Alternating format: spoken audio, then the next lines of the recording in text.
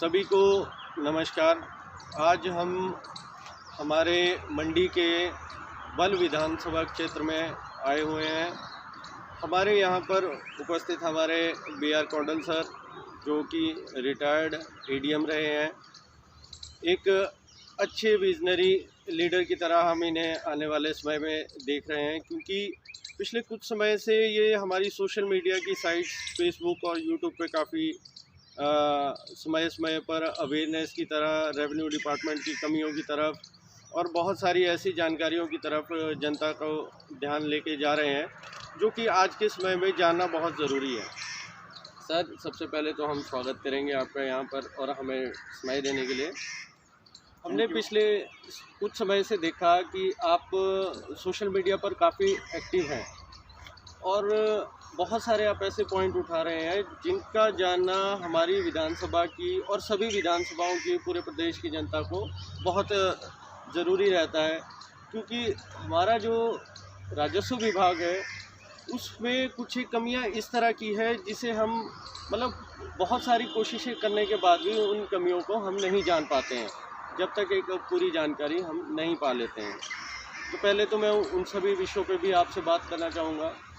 और पिछले कुछ समय पहले आपने आपके फेसबुक अकाउंट पे आपने कुछ एक पॉइंट्स रखे थे, जिन पॉइंट्स पे हमें लगा कि जनता को यहाँ पर जानना बहुत ज़रूरी है कि वो पॉइंट्स पे आपका एक क्या राय रहती है, क्या विज़न लेके आप चल रहे हैं इन सभी पॉइंट्स पे। तो आज हम सबसे पहले उन्हीं पॉइंट्स को डिस्कस करेंगे और फिर हम स्टेप टू स्टेप उन पे आगे देखेंगे कि सर हमें किस तरह से उस पर गाइडेंस देते हैं। तो सर, सबसे पहला जो सवाल है हमारी तरफ से, जो आपने पॉइंट रखा था कि आज के समय में क्षेत्र के विधायक के पास क्या क्या जानकारी होनी आवश्यक है, तो आप हमें भी गाइड कीजिए और हो सकता है हमारे प्रदेश के जितने भी विधायक या जितने भी गणमान्य हमारे मंत्री महोदय हैं, वो भी इन चीज़ों को आने वाले समय में अपनी कार्यशैली में अपनाएंगे, या जिन्हें अपनाना चाहिए था और कुछ समय से वो भूल गए हैं कि वो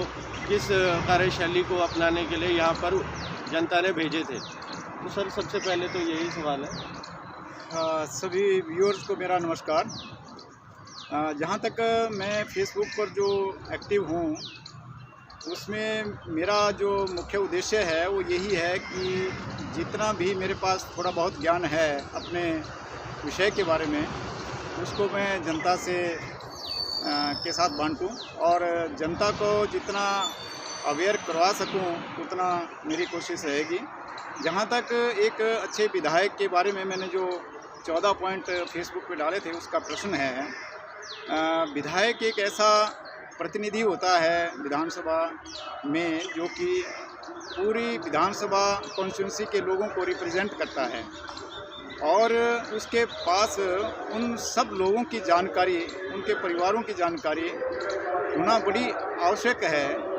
और ये जानकारी आजकल जो टेक्निकल जिस तरीके की टेक्नोलॉजी आजकल आ चुकी है, उसके मुताबिक जो है इस जानकारी को रखना ज़्यादा कठिन नहीं है। मेरा कहना है कि एक विधायक को हर परिवार का एक सॉफ्टवेयर होना चाहिए उनके पास, और उस परिवार में कितने सदस्य हैं, किस उम्र के हैं, क्या उनकी शिक्षा है, अनएम्प्लॉयड है, एम्प्लॉयमेंट है, 60 साल से ऊपर कितने हैं और उनके स्कूल गोइंग बच्चे कितने हैं, ये सारी जानकारी एक विधायक के पास होना अति आवश्यक है हर परिवार में।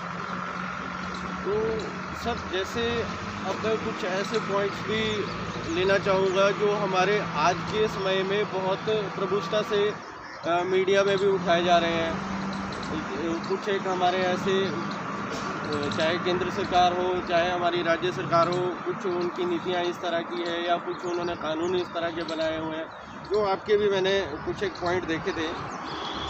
सर, सबसे जो आज के समय में यहाँ पर चल रहा है, पहले हम अपने बल विधानसभा क्षेत्र की बात करेंगे, उसके बाद हम देखेंगे हमारे यहाँ पर सर जो चाहे राजस्व विभाग है, चाहे हमारा PWD विभाग है, ऐसे इन विभागों में जो हमारी भ्रष्टाचार की गतिविधियां हैं, या जैसे हमारी माफिया है, खनन माफिया है और नशाखोरी है, इसमें कानून की व्यवस्था तो है, पर वो काफ़ी लचर हो जाती है जब आपकी व्यवस्था को सही तरीके से अपनाया नहीं जाता है। तो उन विषयों पर भी आप अपना थोड़ा ज्ञान दें हमें, ताकि हम जान सकें कि हमारे यहाँ पर जो, जैसे हम बल्ब में बैठे हैं, तो बल्ब में आज के समय में हमारे खनन विभाग, जो हमारा खनन माफिया है, वो इस तरह से हो गया है कि विभाग उस स्तर तक पहुंच ही नहीं पा रहा है कि उन्हें रोका जाए। तो उस पर भी हम आपसे जानना चाहेंगे। भ्रष्टाचार का जहाँ तक प्रश्न है, ये सर्वव्यापी एक बहुत बड़ी समस्या है और यह टॉप से स्टार्ट होती है। अगर कोई ये समझे कि भ्रष्टाचार को अगर ख़त्म करना है तो निम्न स्तर से उसे ख़त्म किया जा सकता है, ये उनकी भूल है। हमारा ये एक्सपीरियंस रहा है सर्विस के दौरान भी कि जब टॉप पर एक अधिकारी होनेस्ट बैठ जाता है तो नीचे के जो कर्मचारी हैं वो अपने आप रास्ते पर आ जाते हैं और अपने आप भ्रष्टाचार कम होने लग जाता है। लेकिन जब टॉप में ही भ्रष्टाचार चल रहा हो तो जो नीचे कर्मचारी और अधिकारी होते हैं उनका ये सोच बदल जाती है और वो कहते हैं कि बहती गंगा में हम भी हाथ धो लें तो इसमें बुराई क्या है। इसलिए मेरा मानना है कि सबसे पहले जो टॉप पर लोग बैठे हुए हैं उनका हॉनेस्ट होना आवश्यक है। ठीक है, तो जैसे अभी सर ने हमारे पास बड़ी स्पष्टता से इन विषयों पर बात की, बाकी हम धीरे धीरे इनके वो पॉइंट भी ले रहे हैं जो हमें लग रहा है कि बात करना आज के समय में बहुत ज़रूरी है, क्योंकि ये वो पॉइंट्स थे उन्होंने जिन्हें देखकर हम यहाँ तक पहुँचे हैं। सर से बात करने का हमें मौका मिला क्योंकि इन्होंने वो पॉइंट उठाए हैं जो आज के समय में हमारी आम जनता को बहुत चुभ रहे हैं कहीं ना कहीं। जैसे सर आपका एक पॉइंट था कि जो हमारा अपने क्षेत्र के लोगों के बीच कानूनी वाद विवाद की संख्या, अब थी वो न्यायालय का नाम पता, क्षेत्र को विवाद मुक्त करने और क्षेत्र बनाने की योजना। तो इस पॉइंट पे आप क्या राय रखते हैं? विधायक का मुख्य जो उद्देश्य है बनाने का वो यही होता है कि अपने क्षेत्र में वो खुशहाली लाए जी। और आज के समय में मैं देख रहा हूँ कि हर तीसरा परिवार जो है किसी न किसी मुकदमेबाजी में, किसी न किसी न्यायालय में फंसा है। और इसका क्या कारण है, उसका निदान कैसे किया जा सकता है और उसकी पूर्ण जानकारी जो है विधायक के पास होना अति आवश्यक है। मैं समझता हूँ बहुत सारे ऐसे उपाय हैं जिससे कि हम विवाद मुक्त कर सकते हैं अपने क्षेत्र को, लेकिन आज के जो विधायक है मैं नहीं देखता कि इनकी इस प्रकार की सोच है, क्योंकि इनका केवल एक ही काम रह गया है कि सरकार से किसी न किसी स्ट्रक्चर को खड़ा करने के लिए एक बड़ी राशि सेंक्शन करवाई जाए और लोगों को बताते हैं कि ये देखो कितना बड़ा काम हमने अपने एरिया में किया है। वास्तविकता उसमें ये होती है कि उस स्ट्रक्चर को बनाने के पीछे एक ठेकेदार को एम्प्लॉयमेंट देना होता है और वो ठेकेदार जो है इनको अपने चुनाव में जो है जो कमीशन और पैसा देता है वो मेन मुद्दा इनका रहता है।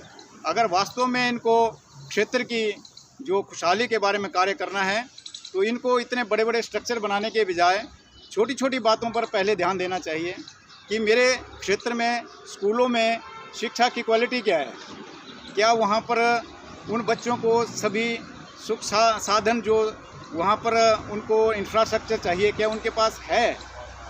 मेरे क्षेत्र में जो चिकित्सा से संबंधित इंफ्रास्ट्रक्चर है क्या आम जनता के लिए वो उपलब्ध है, क्या मेरे क्षेत्र में जो जनता रहती है उनके लिए आने जाने के साधन, सड़कें, रास्ते क्या वो अच्छे बने हैं, उनमें कोई कमी तो नहीं है। इस प्रकार से क्या क्षेत्र में पानी की सुविधा अच्छी है या अगर नहीं है तो उसके लिए क्या उपाय किए जाएं। ये एक्सपेक्टेशंस लोगों की छोटी छोटी होती हैं, लेकिन इनकी तरफ ध्यान न देकर ये जो है बड़ी बड़ी स्कीमों को लाकर लोगों को ये लुभाने की कोशिश करते हैं कि हमने बहुत पैसा आपके लिए सेंक्शन करवाया हुआ है और वो स्ट्रक्चर जो हैं दिखाने के लिए तो हो जाते हैं लेकिन उसके अंदर जो इंफ्रास्ट्रक्चर होता है वो नहीं के बराबर होता है और लोगों में इस प्रकार से असंतोष फैलता है सरकार के प्रति। ये बात बिल्कुल सही कही है सर ने कि सरकार के प्रति जो असंतोष या निराशाजनक एक जनता के मन में जो ख्याल आते हैं वो इन्हीं बातों से आते हैं कि आपके विधानसभा क्षेत्रों में जाकर आपके विधायक या आपके मंत्री अपनी जनता के लिए कितना समर्पित होकर काम कर रहे हैं और क्या ऐसी मूलभूत आवश्यकताओं को पूरा करने में समर्थक है कि जिनकी ज़रूरतें आज के समय में हमारी प्रदेश की जनता को है। सर अच्छा, अब हम जैसे अभी हम बल विधानसभा क्षेत्र में हैं जो कि अपनी उपजाऊ भूमि के लिए बहुत जाना जाता है। सर आपकी विजन में क्या है कि हमारे बल में जो हमारी कृषि है, कृषि व्यवस्था है, वो किस प्रकार की है और उसे आने वाले समय में अगर हमें एक अच्छे आयाम पर पहुंचाना है तो उसके लिए हम और हमारी सरकारें, हमारे विधायक क्या क्या वो कर सकते हैं? बल क्षेत्र हिमाचल प्रदेश का दिल माना जाता है जी, और जितना उपजाऊ क्षेत्र ये है इतना हिमाचल प्रदेश में दूसरा कोई क्षेत्र नहीं है और इस उपजाऊपन को यहाँ पर बढ़ावा देना चाहिए। सरकार का पहला ये दायित्व होना चाहिए और ख़ासकर ये जो हमारे विधायक महोदय हैं उनको इस तरफ ज़्यादा ध्यान देना चाहिए। मेरा ये कहना है कि जहाँ तक बल विधानसभा का प्रश्न है, यहाँ की अगर इस उपजाऊपन को बढ़ाना है तो सर्वप्रथम यहाँ की जो सुकेती नदी है इसका चैनलाइज होना अति आवश्यक है और अगर ये चैनलाइज हो जाती है तो हमारे जो इसके दोनों तटों में जो भूमि है उसका सॉइल एरोजन भी रुक जाएगा और उसमें जो सिल्ट आती है BSL जो प्रोजेक्ट है उसकी वजह से वो भी रुक जाएगी और एक बहुत बढ़िया हमें यहाँ से हरा भरा पूरा बल मिलेगा। ये मेरा विज़न है कि सबसे पहले काम जो यहाँ होना चाहिए वो स्पीति को चैनलाइज करने का होना चाहिए। अच्छा सर, जैसे आप एक रिटायर्ड एडिशनल डिस्ट्रिक्ट मजिस्ट्रेट रहे हैं तो कानून व्यवस्था से आप बखूबी जानकार हैं और हम भी जानना चाहेंगे, प्रदेश की जनता है, हमारी एक खेती हाली और खुशहाली वाली जो हमारी ज़िंदगी चल रही है उसमें आजकल एक बात बहुत ट्रेंड कर रही है, वो है हमारे कृषि कानून। तो जो ये कृषि कानून केंद्र सरकार द्वारा लाए जा रहे हैं, क्या आपको लगता है कि इससे हमारे किसानों को कोई फ़ायदा होने वाला है या ये जनता के लिए एक सही कदम है? क्योंकि देखा जा रहा है हमारे जो कृषि कानून जो आया है इसका मूल रूप से जो विरोध किया जा रहा है वो हमारे कुछ एक शासित राज्यों में किया जा रहा है, वो चाहे हमारा पंजाब हो, हरियाणा हो या उत्तर प्रदेश तक, कुछ क्षेत्रों तक वो सीमित रहा है।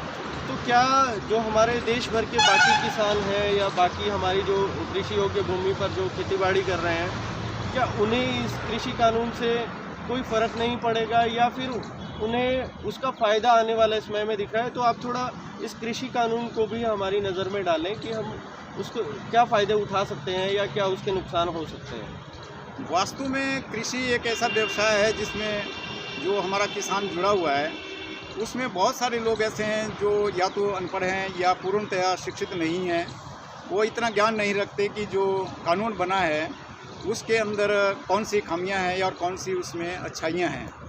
सरकार का ये थोड़ा सा इसमें ये रहा कि बहुत जल्दबाजी में ये कानून बनाए गए हैं। सरकार को चाहिए था कि इस कानून को पहले किसानों के बीच में ले जाते और वहाँ से एक ओपिनियन बनाकर इसके बाद इसको पास करते। वास्तव में कानून ये गलत नहीं है, लेकिन समझने में किसानों को गलती लग रही है। वास्तव में ये कानून जो बनाए जा रहे हैं ये दलाली सिस्टम को ख़त्म करने के लिए बनाए जा रहे हैं। अगर दलाल बीच में ख़त्म हो जाएगा, किसान और जो कंज्यूमर है उसके बीच में वो दलाल होता है, अगर वो ख़त्म हो जाएगा तो किसानों को एक अच्छा मार्केट वैल्यू मिलेगा और उससे जो है कंज्यूमर को भी फ़ायदा होने वाला है और ये जो ब्लैक मेलिंग है बीच में ये ख़त्म होने वाली है। अब जो किसानों का आंदोलन इस टाइम चला हुआ है ये वास्तव में वो किसान नहीं है जिनकी आप बात कर रहे हैं कि कुछ स्टेटों में ये चल रहा है और कुछ स्टेटों में नहीं चल रहा है। इसका कारण ये है कि जिन स्टेटों में दलालों का राज है कृषि के ऊपर और बड़े बड़े किसान हैं जिनके साथ ये दलाल मिले हुए हैं, उन्हीं राज्यों से ये आंदोलन निकला है और वही राज्य इनको समर्थन भी दे रहे हैं। तो सर मतलब जो हमारे कृषि व्यवस्था है ये आपने एक कृषि कानून पे जो आजकल हमारा चल रहा है उस पे थोड़े अपनी राय दी। अच्छा, कृषि में हमारे जैसे हमारे प्रदेश की बात करते हैं हम, तो कृषि में हमारे जो हमारी प्रोडक्शन हो रही है किसी भी तरह का उत्पाद जो हमारा किसान उत्पादन कर रहा है, उसके लिए हम देख रहे हैं कि यहाँ पर एक प्रॉपर हमारे पास मार्केटिंग की व्यवस्था नहीं है। तो उन सब चीज़ों को लाने के लिए भी आप क्या राय रखते हैं? मार्केटिंग की तो बात पहले है। पहले तो ये है कि हमारी क्या कृषि उत्पाद बढ़ रहा है। अगर आज की स्थिति देखें तो सैकड़ों बीघा भूमि जो है इन बेसहारा पशुओं की वजह से लोगों ने खाली छोड़ रखी है। आप बल का ही हाल देख लीजिए, हमारे 4 लेन के ऊपर देख लीजिए, दर्जनों ऐसे बेसहारा पशु हैं जो प्रतिदिन किसी न किसी दुर्घटना का कारण बन रहे हैं। रात को वो किसानों के खेतों में जाके फसल खराब कर रहे हैं और दिन को ट्रैफिक में हैजार्ड बन रहे हैं। अभी पिछले कल मैं जाहू क्षेत्र में था, वहाँ पर मैंने एक नंबरदार जी से पूछा कि आपके ये खेत खाली क्यों हैं, तो उन्होंने जानकारी दी कि ये खेत इसलिए खाली रखे गए हैं कि कम से कम 1000 बेसहारा पशु वहाँ पर बेलगाम छूटे हुए हैं। सरकार को सर्वप्रथम तो ये चाहिए कि इस प्रकार की जो मुसीबतें किसान आज फेस कर रहा है उनसे उनको निजात दिलाएं।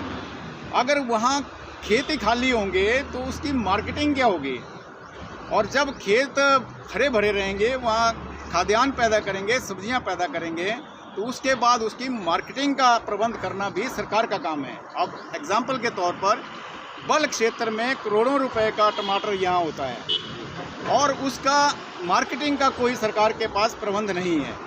जैसे ही उसका एकदम सीज़न आता है, बाहर से दलाल आ जाते हैं और यहाँ से 1-1, 2-2 रुपये, 3-3 रुपये किलो टमाटर उठाकर बाहर 20-20, 25-25, 30-30, 50-50 रुपये किलो टमाटर वहाँ पर वो बेचते हैं। तो इस किसान को क्या मिला हमारे? तो सबसे पहले सरकार को चाहिए कि हमारे किसानों को स्ट्रेंथन करें, उनको अधिक से अधिक उपज पैदा करने के साधन उपलब्ध कराएं। ये जो बेसहारा पशु हैं इनका कोई इलाज करें, उनको जहां गौशाला है वहां ले जाएं, जो इनको छोड़ रहे हैं उनके खिलाफ एक्शन लें और उसके बाद उनके किसानों के जो उत्पाद हैं उनकी मार्केटिंग सेंटर जगह जगह बनाए जाएं ताकि उसके माध्यम से वो अपने उत्पाद को सेल करें, ना कि दलालों के माध्यम से।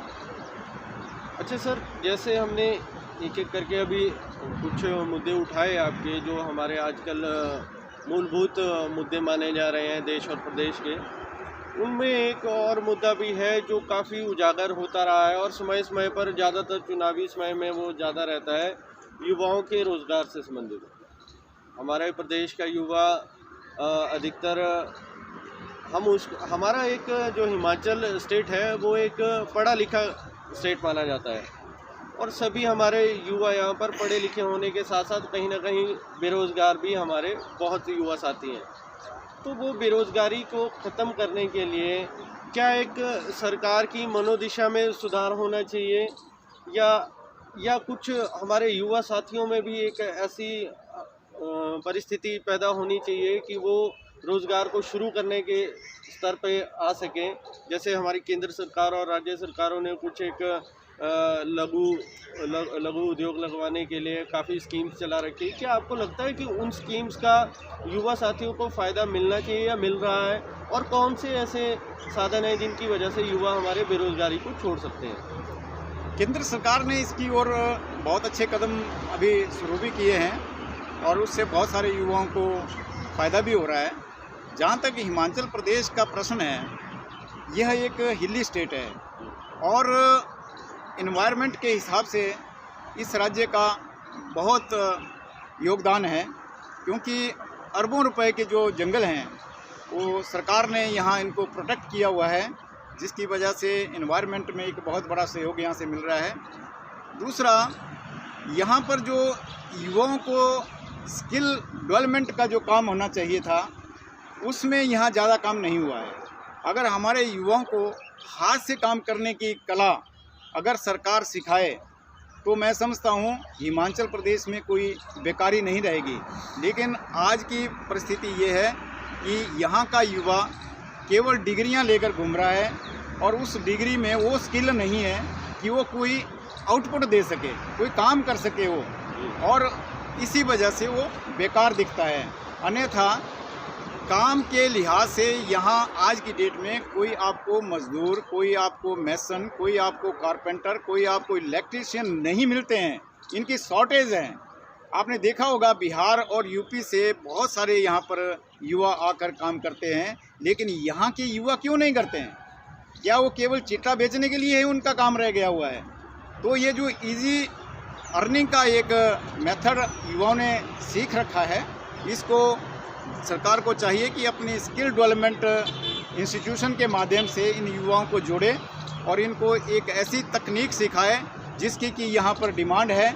और उस प्रकार के काम जब हमारा युवा करेगा तो ये जो बुरी आदतें ड्रग्स की इनको पड़ रही हैं और अनएम्प्लॉयमेंट की वजह से जो क्राइम रेट बढ़ रहा है, इसके ऊपर भी पाबंदी लगेगी। जी बिल्कुल सर, जिस तरह से सर ने बताया कि आज के समय में युवा हमारा नशाखोरी की तरफ बहुत आकर्षित हो रहा है, वो कुछ समय के लिए तो बहुत एक समझता है अपने को कि हम स्टेबल हो चुके हैं कहीं ना कहीं, पर वो अपने भविष्य को बहुत गर्त की ओर ले जाता है, जो कि हमारे युवाओं को समझने की बहुत ज़रूरत है। और हम सरकार से भी यही चाहेंगे कि वो आने वाले समय में ऐसे बहुत सारे प्रोग्राम्स हो सकते हैं जो करवाए जा सकते हैं युवाओं को उस नशाखोरी से निकलने के लिए और रोज़गार में अन्य साधनों में जाने के लिए। अच्छा सर, अब जैसे हमारे बल के भी काफ़ी ऐसे हम मुद्दे छू रहे हैं, कोशिश कर रहे हैं छूने की।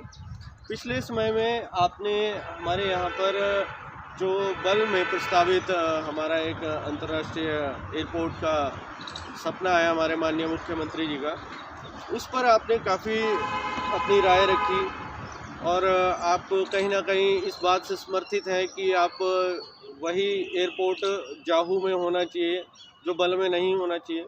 तो इस विषय पर भी अपना थोड़ी राय दें और क्या ऐसे कारण हैं कि हमारी जो बल की जो उपजाऊ भूमि है उसी में सरकार चाह रही है कि वो एयरपोर्ट आकर स्थापित किया जाए। हमारा प्रयास तो यही है कि एयरपोर्ट जो है जाहू में बनना चाहिए, लेकिन क्योंकि मुख्यमंत्री महोदय का ये एक सपना है, तो आने वाला समय बताएगा वो सपना पूरा होता है या हवाई अड्डा बनता है। यहाँ की उपजाऊ भूमि जिसको इन लोगों ने बहुत मुश्किल से संजोया हुआ है, ये सरकार के जो tenancy and land reform act 1972 आया था, उस दौरान की ये भूमि इन किसानों के हाथ में आई है।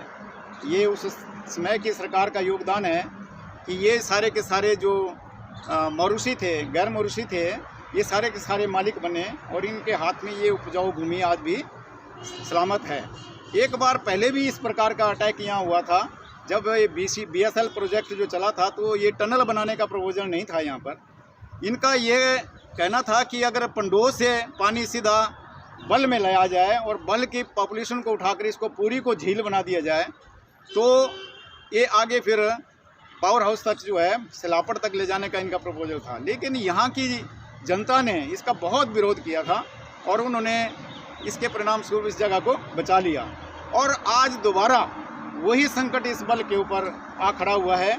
अब मुझे नहीं पता कि मुख्यमंत्री महोदय का ये सपना कैसा सपना है कि इतनी उपजाऊ भूमि को ये उजाड़ने के लिए मन बना बैठे हुए हैं, जबकि यहाँ से हार्डली 40 किलोमीटर दूर जाहू क्षेत्र में खुद देख कर आया हूँ इसी चीज़ को वेरीफाई करने के लिए कि क्या कहीं हम गलत विरोध तो नहीं कर रहे हैं, विकास के मामले में हम कोई रोड़ा तो नहीं अटका रहे हैं। मैं पिछले कल वहाँ जाकर खुद देखा, इतना विशाल क्षेत्र है जहाँ पर बिल्कुल बंजर पड़ी है पूरी जगह, क्योंकि इतने आवारा पशु वहाँ हैं कि लोगों ने पूरे के पूरे गांव खाली छोड़ रखे हुए हैं और लोग वहाँ के चाहते हैं कि ये जो हवाई अड्डा है यहाँ बनना चाहिए। और सबसे बड़ी बात इसमें ये है कि मुझे वहाँ के नंबरदार ने बताया कि इसकी प्रपोजल एक बार प्रोसेस भी हो चुकी है और यहाँ के कागजात तैयार हो चुके थे, लेकिन ये कौन सा कारण है कि जाहू में ना बनाने के बजाय ये हवाई अड्डा बल में ही बनाना इनको सूट कर रहा है। जो प्रोजेक्ट बल में लगने चाहिए थे वो तो पहाड़ों में चले गए, उनको पहाड़ों में लगाने के लिए जंगल कटवाए जा रहे हैं। और जो कंक्रीट का स्ट्रक्चर पहाड़ों में बनना चाहिए कहीं पर दूर जाके बंजर जगह पर, वो इस हरी भरी वैली में बनाने का उद्देश्य क्या है, ये सरकार पब्लिक को बताए। उसके बाद हम इसके ऊपर आगे कह सकते हैं कि सरकार का सपना जो है ये सही है या गलत है। अच्छा सर, जैसे आपने पिछले कुछ समय से हमारी जो राजस्व विभाग है, जिसकी कार्यशैली से आप संबंधित भी रहे हैं पिछले समय में, तो सर जो हमारा राजस्व विभाग है उसमें भी हम कहीं ना कहीं आम जो आदमी है वो ज़िंदगी भर पिसता ही रहता है। क्या वो कानून की कमियां हैं या जो हमारे विभाग में काम कर रहे हैं उन अधिकारियों की कमियां हैं? तो आप इस हमारे जो सिस्टम का ये जो ब्लैक होल बना रखा है, तो क्या रेवेन्यू डिपार्टमेंट में अपने आप में एक ऐसी कैपेसिटी बिल्डिंग नहीं है कि वो आने वाले समय में इन कमियों को दुरुस्त किया जा सके? या फिर आप उस पर क्या रखते हैं कि आपको क्या लगता है कि वो कमियां या ऐसे ही बनी रहेगी आने वाले समय में भी? ये जहाँ तक कानून का प्रश्न है, कानून में कमियां नहीं हैं। कानून बहुत अच्छा है और हमने उसको लागू करके भी देखा है। बहुत राहत मिलती है लोगों को जब उसको कानून के नज़रिए से ही लागू किया जाता है। समस्या वहाँ आ जाती है जहाँ पर नेतागण जो है वो अधिकारियों को स्वतंत्र रूप से काम करने नहीं देते, क्योंकि बहुत सारे ऐसे काम हैं, जैसे एक उदाहरण के तौर पे मैं बताऊं, सरकारी भूमि के ऊपर कब्जा नाजायज़ हर गांव की समस्या है जी। लेकिन जब भी कोई अधिकारी इसके खिलाफ कार्रवाई करने लगेगा उसी वक्त सरकार की इंटरफेरेंस हो जाती है और अगर वो अधिकारी नहीं मानेगा तो उसका स्थानांतरण कर दिया जाता है। पहले ऐसा होता था कि नेतागण अपने अधिकारियों को फ्रीडम देते थे कि हमें सुख शांति चाहिए, आपके इलाके में हमारे पास लोग नहीं आने चाहिए, लोगों के काम आपके पास ही निपटने चाहिए। लेकिन अब क्या हो गया है, ट्रेंड बदल गया है। अब नेतागण बोलते हैं पहले लोग हमारे पीछे दौड़ें, हमारे पास आएं और जब हम अधिकारियों को बोलें तब वो काम करें। ये बहुत बड़ा गलत ट्रेंड जो है एक राजनीति में उभरा है और इसके बड़े दुष्परिणाम आगे आ रहे हैं। अभी एक जिला से मुझे पता चला है कि मुख्यमंत्री के द्वारा अप्रूव्ड ट्रांसफ़र ऑर्डर्स भी तब तक लागू नहीं किए जाते वहाँ पर जब तक वहाँ का एमएलए यस नहीं करता। अब ये सोचने का विषय है कि एक एमएलए यदि मुख्यमंत्री के ऑर्डर को रोक सकता है तो फिर मुख्यमंत्री के बैठने का औचित्य क्या है? मुख्यमंत्री का अप्रूवल मीन्स हर एमएलए को उसको मानना पड़ेगा। ये बड़ी विचित्र परिस्थिति से इस वक्त हमारा ये प्रदेश गुजर रहा है। सरकार को चाहिए कि इसके ऊपर चिंतन करें और जो लोगों को सही मायने में राहत मिलनी चाहिए नीचे सरकार से, उसको पहुंचाने की कोशिश करें। अदरवाइज़ ऐसे ढारे पर तो पहले भी सरकारें चली हुई थी और जब इस सरकार को हमने इतना अधिक समर्थन दिया था वो इसलिए दिया था कि ये कोई नई चीज़ करने वाली है, जो पीछे जो समस्या खड़ी हो रही थी उनको ये ठीक करने वाली है। लेकिन अगर उसी ढारे पर आपने चलना है तो लोग इसका बाद में अपने आप निर्णय लेंगे कि हमें क्या करना है। ये बात बिल्कुल सही है सर। हमारी जो प्रदेश की सरकारें या जो हमारे निम्न स्तर से हम उठते हैं जब सरकार की व्यवस्था में, तो सबसे पहले हमारे पास हमारे गांव के प्रधान रहते हैं, उसके बाद हमारे पास हमारे नगर निगम के महापौर रहते हैं, फिर विधायक रहते हैं। तो हमारी जो ये कार्यशैली है इसकी सरकारों की, तो उसमें तो बहुत सारे सुधार होने की ज़रूरत है और ये हमारी सरकारों को भी मानना चाहिए। परंतु जो जैसे अब आप एक ब्यूरोक्रेट सिस्टम से आप आ रहे हैं, आपने उन सारी सुविधाओं को लागू करवाया है अपने ज़िलों में जहाँ जहाँ आप सेवाएं देकर आए हैं।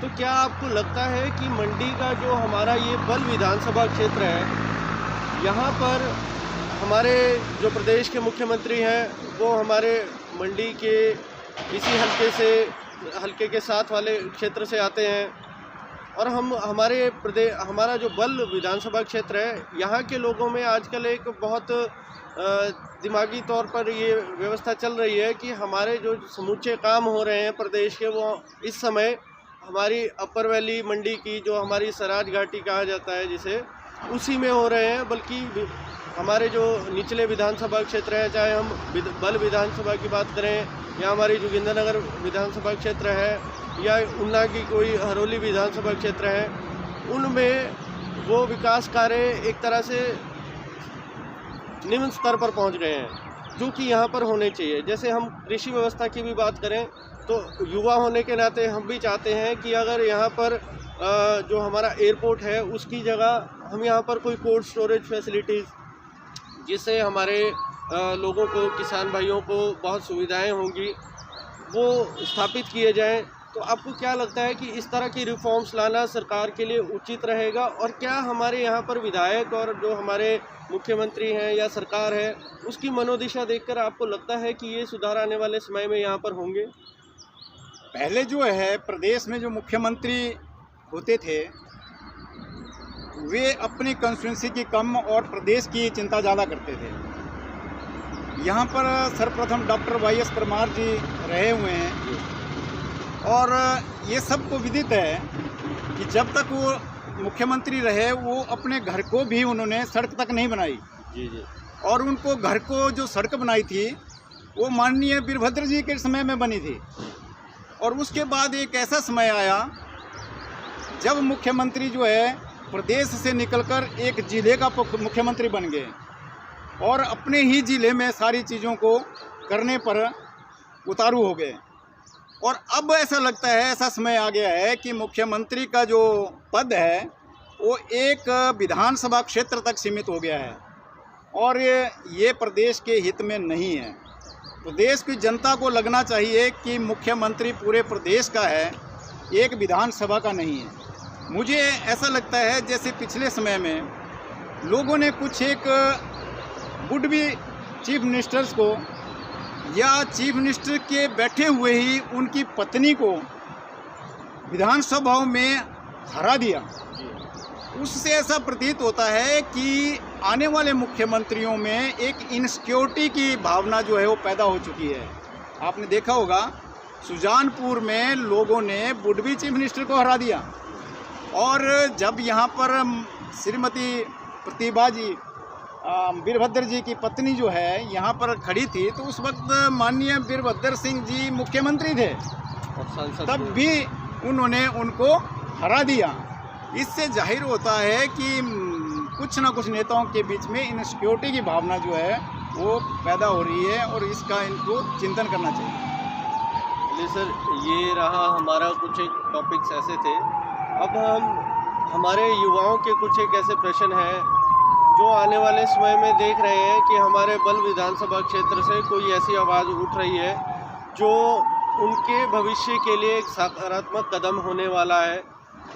क्योंकि ज़्यादातर हमारे जो युवा है, हमारी राजस्व की कमियां या किसी अन्य विषय वाद विवाद से हम कानूनी दाव पेच में उलझे रहते हैं। ज़्यादातर समय अपना कोर्ट कचहरियों में निकल जाता है और जिसके लिए हम ये भी मानते हैं कि हमारे यहाँ पर जो उत्कृष्ट हमारे माननीय जज हैं या हमारे एसडीएम ऑफिसेज हैं, उनमें केस और फाइल्स ही इतनी हैं कि उनको सभी को एक तरह से अटेंड करना संभव नहीं हो पाता है या उन्हें हल करना नहीं संभव हो पाता है।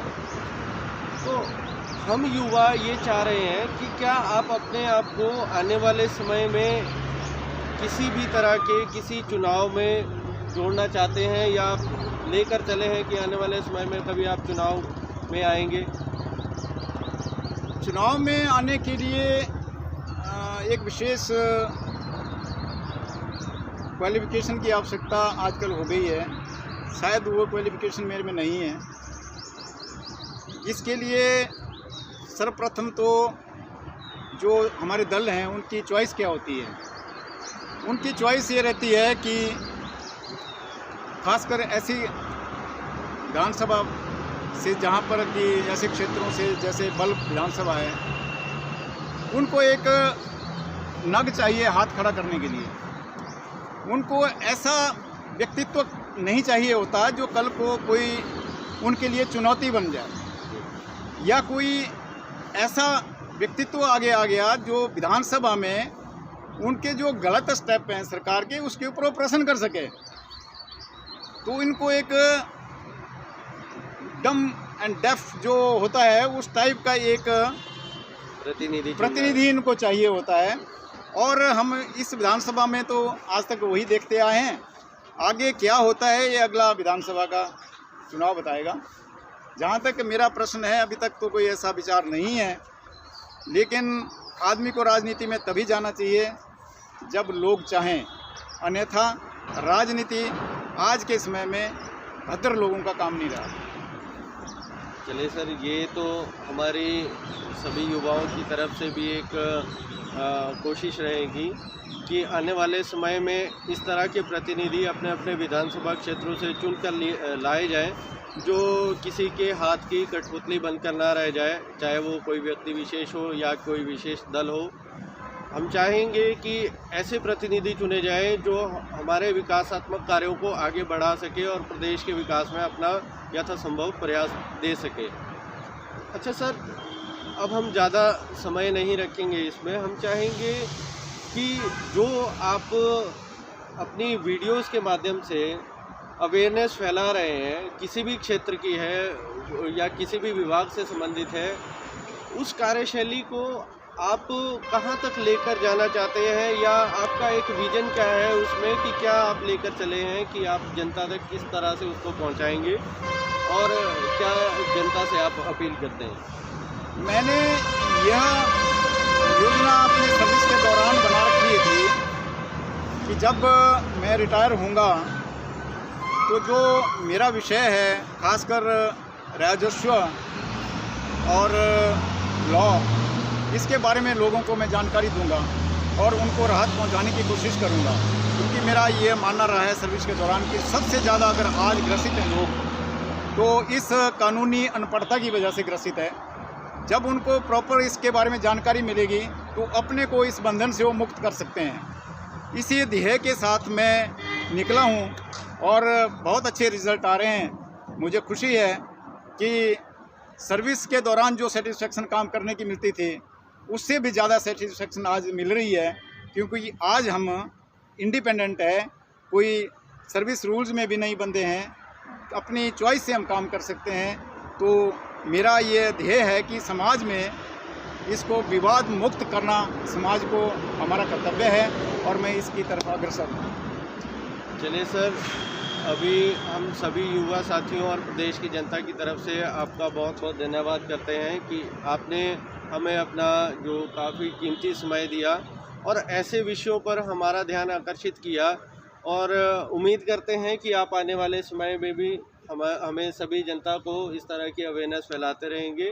तो आपका सर धन्यवाद, बहुत बहुत धन्यवाद।